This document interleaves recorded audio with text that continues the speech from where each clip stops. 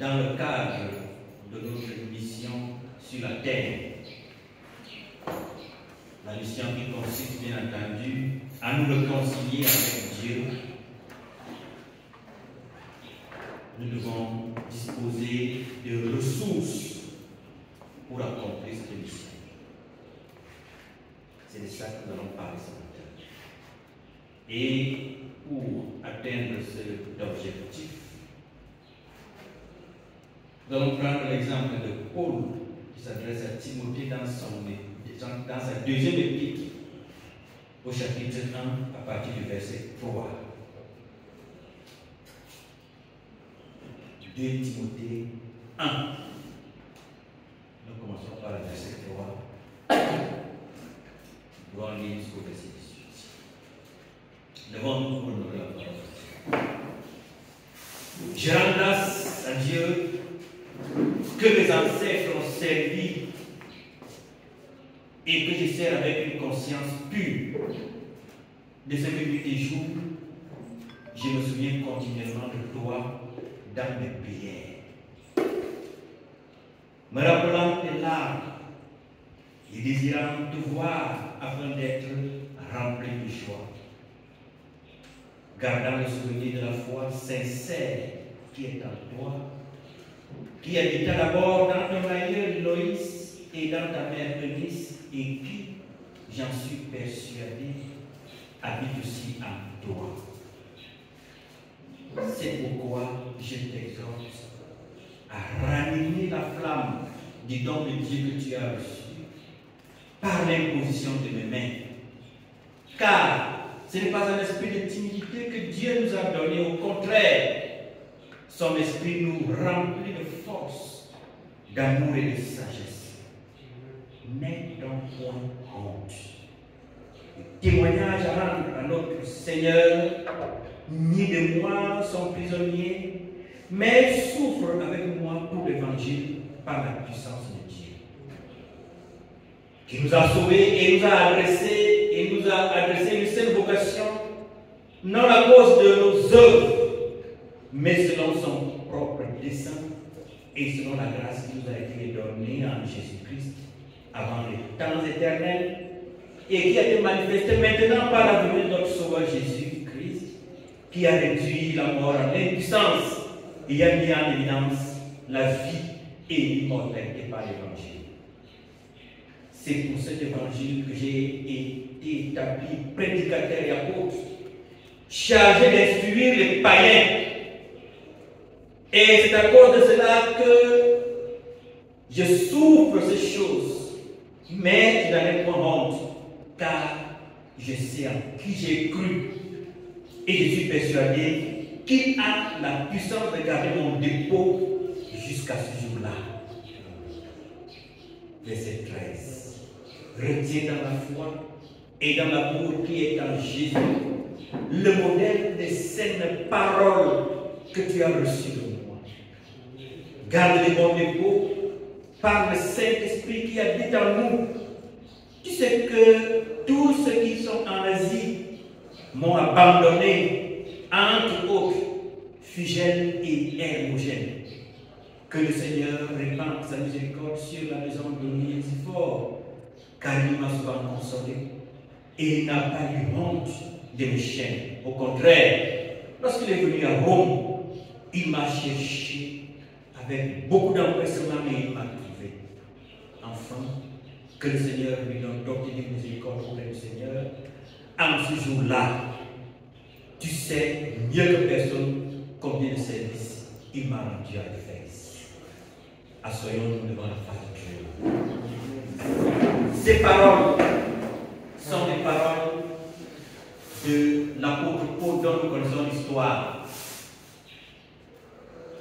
et qui s'adresse ici à son fils bien-aimé, à son compagnon Timothée dans sa deuxième lettre.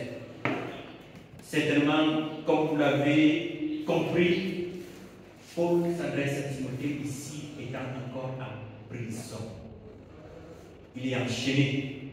Vous savez bien qu'à cause de l'évangile, il a été mis en prison au temps des premiers empereurs de l'époque.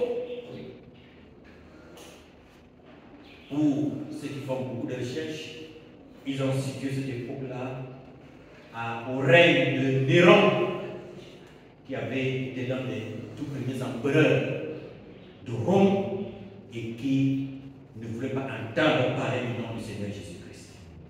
Mais Paul a bravé toutes ces interdictions pour annoncer, pour accepter la prison et pour continuer à annoncer l'évangile. Et son fils Timothée, ou alors son enfant dans la foi, Timothée, avait besoin de son exhortation pour qu'il puisse tenir. Pour qu'il puisse tenir. C'est de là donc que tire notre thème de ce matin, à savoir les ressources du chrétien. Parce que la tâche n'est pas facile. Il nous faut des ressources. Les ressources, c'est les moyens. C'est ce dont on a besoin pour accomplir une mission. C'est ça qu'on appelle ressources. Qu'est-ce qu'il faut donc pour tenir? Parce que la tâche est difficile. Elle est délicate. Qu'est-ce qu'il faut pour tenir? Déjà, le Seigneur Jésus-Christ, lorsqu'il a envoyé ses disciples, a demandé de prier pour que on ait des ouvriers pour la moisson. Il voulait parler de la première ressource qu'on appelle ressources humaines. Ces ressources humaines, c'est nous. C'est nous qui constituons donc cette première ressource. Ça veut dire les hommes et les femmes pour témoigner l'évangile de Dieu. Les hommes et les femmes pour défendre la cause de Dieu. Les hommes et les femmes pour propager la parole. Les hommes et les femmes pour honorer Dieu de par leur conduite et de par leurs actes dans la société. C'est la première ressource. Maintenant, qu'est-ce qu'il faut donc pour que cette ressource-là puisse effectivement tenir? Comme c'est le cas de Paul qui, malgré la prison, ne prie pas ici pour qu'il soit libéré, mais il prie ici parce qu'il sait que son temps est bien proche. Mais il laisse quelqu'un qui doit également continuer l'œuvre. Il prie pour sa survie spirituelle. Alors, qu'est-ce qu'il lui demande de faire? C'est pourquoi, au verset 6, je t'exhorte à ranimer la flamme du don de Dieu que tu as reçu par l'imposition de mes mains. Il s'agit ici du Saint-Esprit. L'une des ressources d'un chrétien, c'est le Saint-Esprit. Pour dire, je t'exhorte à ranimer la flamme. Cette flamme a baissé par nous. Ce n'est pas encore éteinte. Et sans cette flamme, il est difficile, sinon impossible de tenir. Parce que la question, c'est de tenir. jusqu'au bout. Parce que Paul dit au verset 12 que, et c'est à cause de cela que je souffre ces choses. Mais je n'allais pas honte, car je sais en qui j'ai cru. Et je suis persuadé qu'il a la puissance de garder mon dépôt jusqu'à ce jour-là. C'est-à-dire jusqu'à la mort. C'est quelqu'un qui parle ici avec une certaine aisance spirituelle, malgré sa condition. Malgré qu'il soit en prison, il sait en qui il a cru.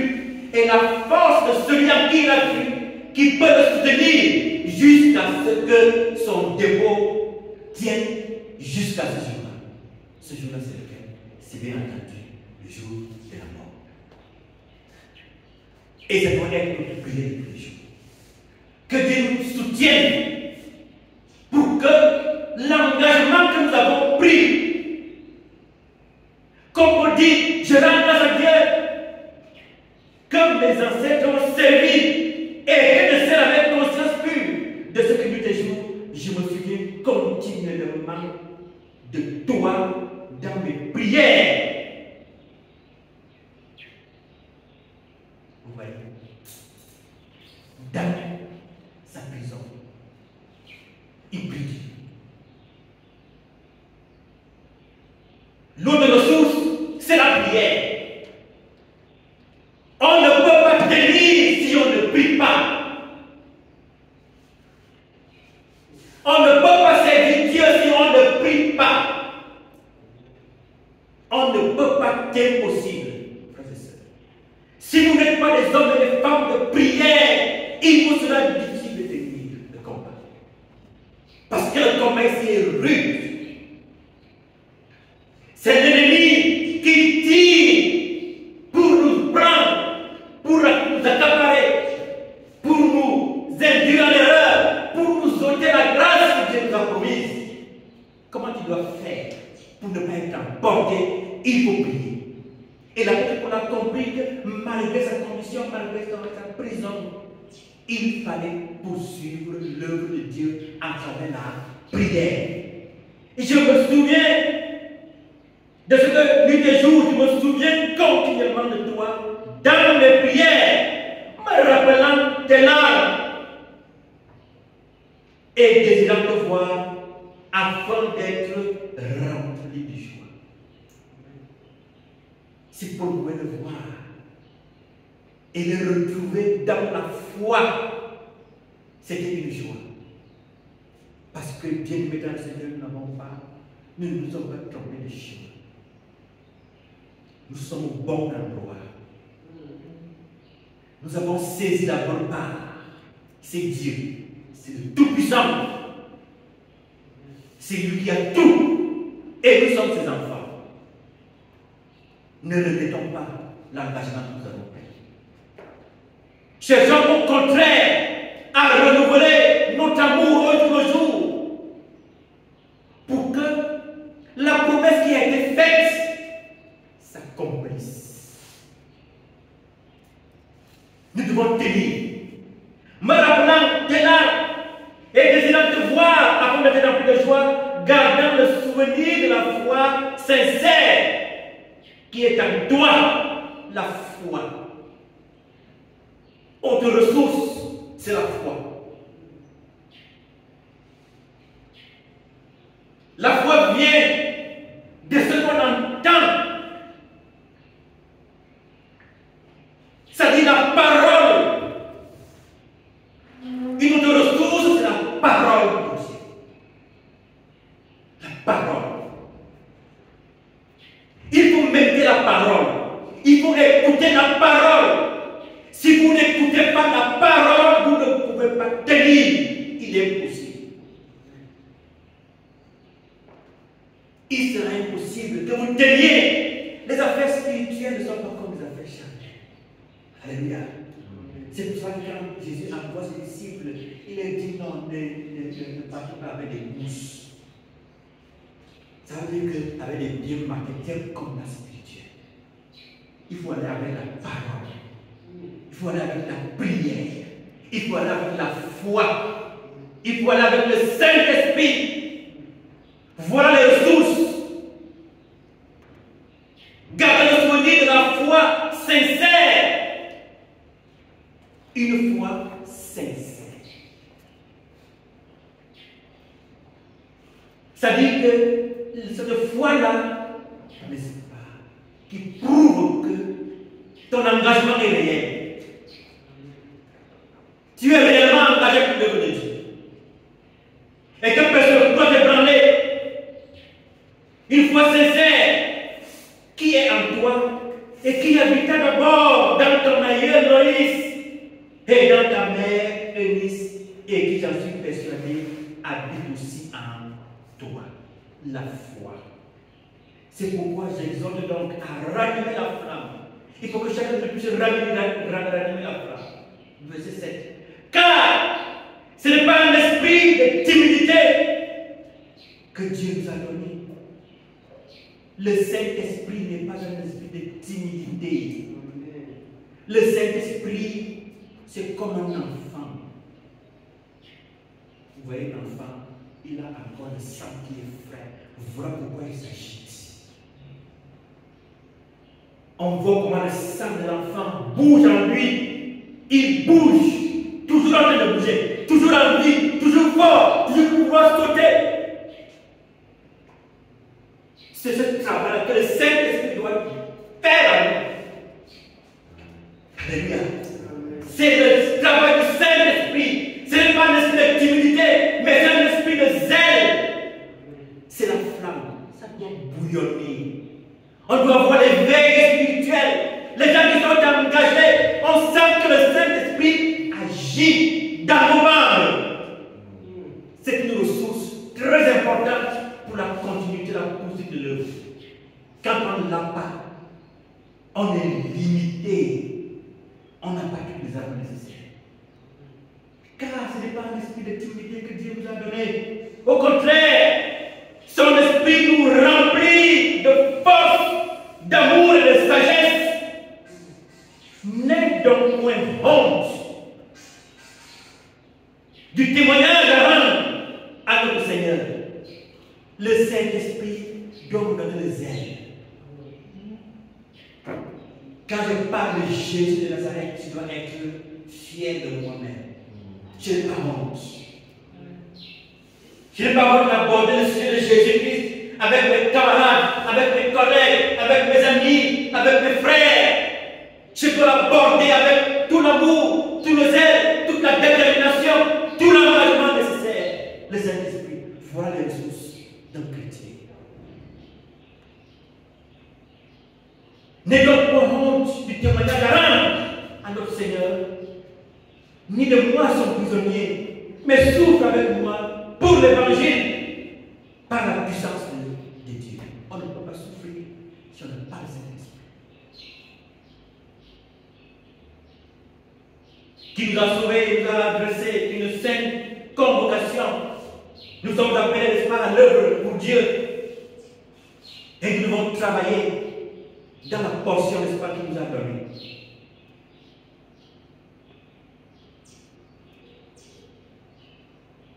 Et qui a été manifesté maintenant par la venue de notre Sauveur Jésus-Christ, qui a réduit la mort, l'impuissance, et a mis en évidence la vie et l'immortalité par l'évangile. Là, comme j'ai dit tantôt, la parole, c'est l'évangile. Donc, il faut qu'on médite la parole. Le matin, à midi, le soir, en tout temps, en tout lieu, en toutes circonstances. Car c'est pour cet évangile que j'ai été établi prédicateur et apôtre, chargé d'instruire les païens. Et nous devons partager également cette parole.